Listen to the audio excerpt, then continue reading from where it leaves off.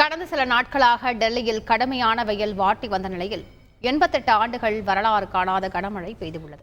டெல்லியின் வசந்த விஹார் பகுதியில் கனமழை காரணமாக கட்டடத்தின் குழியில் விழுந்து 3 தொழிலாளர்கள் இறந்ததை அடுத்து அங்கு மீட்பு பணிகள் தீவிரமடைந்திருக்கின்றன.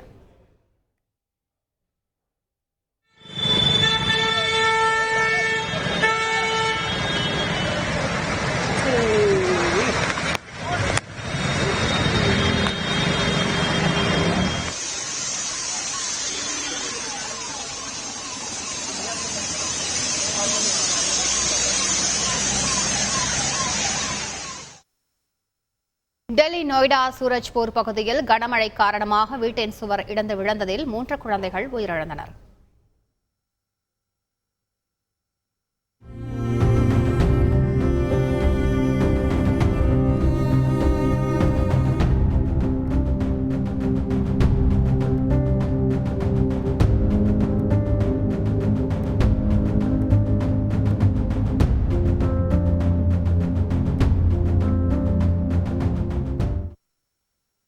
டெல்லி மிண்டோ ரோடு பகுதியில் தேங்கி நிற்கும் மழைநீரை அகற்றும் பணி நடைபெற்று வருகின்றது.